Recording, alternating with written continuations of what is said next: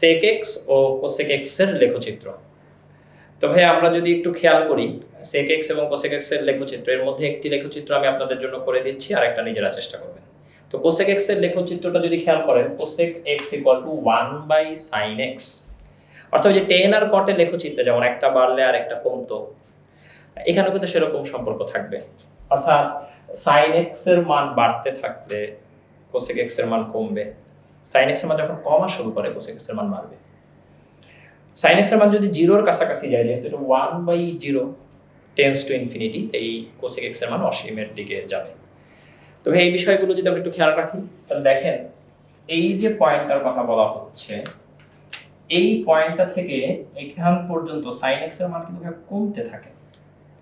তাহলে যদি কমতে থাকে, তাহলে আমি বলতে পারবো এখান থেকে বলতে cosecx এর মান বাড়তে থাকবে এবং বেড়ে এটা কোন দিকে যাবে, এখানে যদি 0 তে আসে এটা অসীমের দিকে যেতে থাকবে।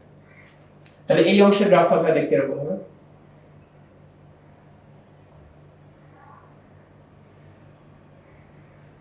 যতই শূন্যর দিকে আসবে সেটা ততই অসীমের দিকে যাবে। এই পাশটা তো ভাই একই রকম, তাই এই পাশের গ্রাফটা এই একই রকম একটা শেপ নেবে। সিমিলারলি যদি আপনি নেগেটিভ পোরশনে আসেন, নেগেটিভ পোরশনে কি হবে, জাস্ট 0 এর দিকে গেলে এটা নেগেটিভ ইনফিনিটির দিকে যাবে। তাই নেগেটিভ পোরশনের গ্রাফটা দেখতে এরকম।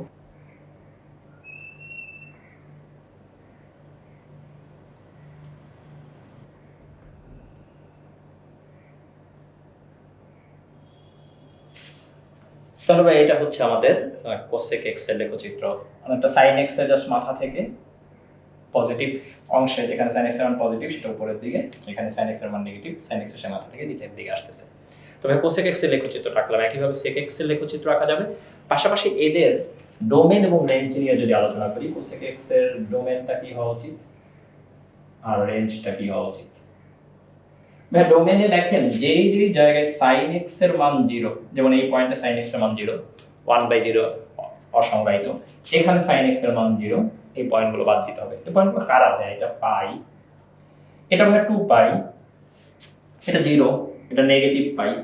অর্থাৎ দেখেন এগুলো সব পাই এর গুণিতক, অর্থাৎ পাই এর কোনো গুণিতক বা মাল্টিপল আপনি নিতে পারছেন না। তাই ডোমেন হচ্ছে ভাই r - n পাই, অর্থাৎ যেখানে sin x 0, কারণ আমরা জানি যে sin x 0 হলে এটা অসংজ্ঞায়িত হবে। sin x ≠ 0 শর্ত নিলে ডোমেন হচ্ছে r - n পাই। এবার ভাই রেঞ্জ কি, রেঞ্জ তো ভাই দেখতেই পাচ্ছি, দেখেন তো এদিকে কি 1 থেকে শুরু করে অসীমের দিকে যাচ্ছে, এই ভ্যালুটা কিন্তু ভাই 1, আর এই ভ্যালুটা হচ্ছে -1, sin x এর ম্যাক্সিমাম ভ্যালু এটা।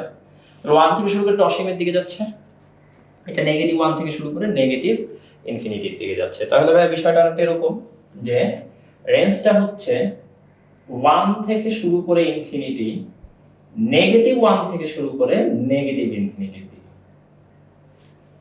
ঠিক আছে ভাই? অথবা আমরা অনেক সময় কথাটাকে বলি যে cosecx greater than or equal 1, cosecx less than or equal -1, এই দুইটার যে কোনো একটা, এটা 1 থেকে বড় আর -1 থেকে ছোট। আচ্ছা ভাই পাশাপাশি একটা কথা বলি, secx এর ক্ষেত্রে দেখবেন একই শর্ত পাবেন, ডোমেনে হালকা একটু চেঞ্জ আসবে, এটা আপনারা নিজেরা বের করতে পারবেন। secx এর রেঞ্জও একই রকম, secx এর রেঞ্জও কি হবে, -1 থেকে ছোট, 1 থেকে বড়। তাহলে ভাই একটু খেয়াল করি সবাই এখন, যে আমাদের অনেক সময় এরকম একটা প্রশ্ন করে sec θ = a² + b² / twice ab কি সম্ভব, এরকম একটা প্রশ্ন আছে ভাই। আসলে এই প্রশ্নটা কি বোঝাতে চাচ্ছে বা এটা দ্বারা আমরা কি বুঝবো, এটা সম্ভব কি অসম্ভব, কেমন জানি অদ্ভুত একটা কথা। তো ভাই সবাই যদি একটা বিষয় লক্ষ্য করেন যে আমরা এই জিনিসটা জানি যে a - b² always greater than or equal 0, that's why আমরা এই কথাটা বলতে পারি a² + b² - 2ab greater than or equal 0, a² + b² greater than or equal twice ab। তো ভাই দেখেন যদি twice ab একটা পজিটিভ সংখ্যা হয়, তাহলে আপনি যেটা পাবেন উভয় পক্ষকে twice ab দ্বারা ভাগ করলে a² + b² / twice ab greater than or equal 1, যদি twice ab পজিটিভ হয়। আর পজিটিভ না হয় যদি ভাই নেগেটিভ হয়, a² + b² / twice ab, negative কোনো কিছু দিয়ে ভাগ করলে অসমতার ডিরেকশন চেঞ্জ হয়ে যাবে, তাই তো? আচ্ছা তাহলে পজিটিভের জন্য আমি কি দেখতে পাচ্ছি যে এটা greater than or equal 1 হচ্ছে, তার মানে sec θ মানে এটা হওয়া কিন্তু সম্ভব। ঠিক আছে না?